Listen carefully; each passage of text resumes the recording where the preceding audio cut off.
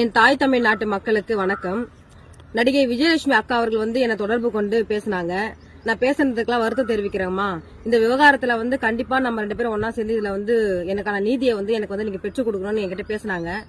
பாதிக்கப்பட்ட பெண்ணுக்கு எப்பவுமே இந்த வீரலட்சுமி உறுதுணையா நிப்பேன். அந்த அடிப்படையில நடிகை விஜயலட்சுமி அவர்களுக்கு எமது தமிழர் முன்னேற்ற படையும் நானும் அவங்களுக்கு நீதி கிடைக்கிறது உறுதுணையா நிப்போம்.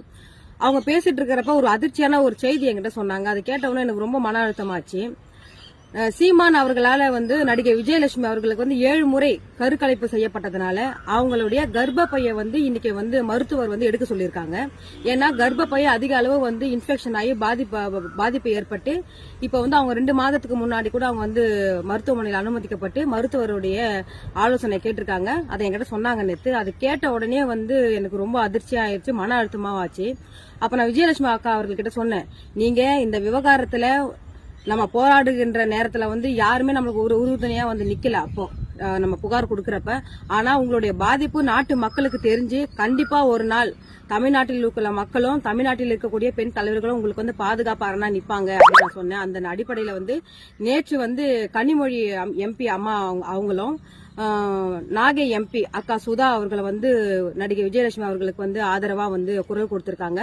மேலும் எண்ணற்ற பெண் தலைவர்கள் எல்லாருமே இன்னைக்கு குரல் கொடுத்திருக்காங்க. நடிகை விஜயலட்சுமி அவர்களுக்கு ஆதரவா நிக்கிறவங்க யாருன்னு பாத்தீங்கன்னா, பெண்மையை போற்றவங்க, பெண்மையை மதிக்கிறவங்க, கற்பனா என்னன்னு தெரிஞ்சவங்க தான் இன்னைக்கு விஜயலட்சுமி அவர்களுக்கு ஆதரவா நிக்கிறாங்க. இது 3மே என்னன்னு தெரியாதவங்க தான் இன்னைக்கு சீமான் பின்னாடி நிக்கிறாங்க. இது நாட்டு மக்கள் இதெல்லாம் நினைச்சு நீங்க கவலைப்பட வேணாம். கண்டிப்பா நடிகை விஜயலட்சுமி அவர்களுக்கு நீதி கிடைக்கும். அந்த நீதி விரைவா கிடைக்கிறதுக்கு எமது தமிழர் முன்னேற்ற படை சார்பாக நாங்க விஜயலட்சுமி அவர்களுக்காக சென்னை வள்ளுவர் கோட்டத்துல நான் உண்ணாவிரதம் இருக்கலாம் நாங்க ஏற்பாடு செஞ்சுட்டு இருக்கிறோம்.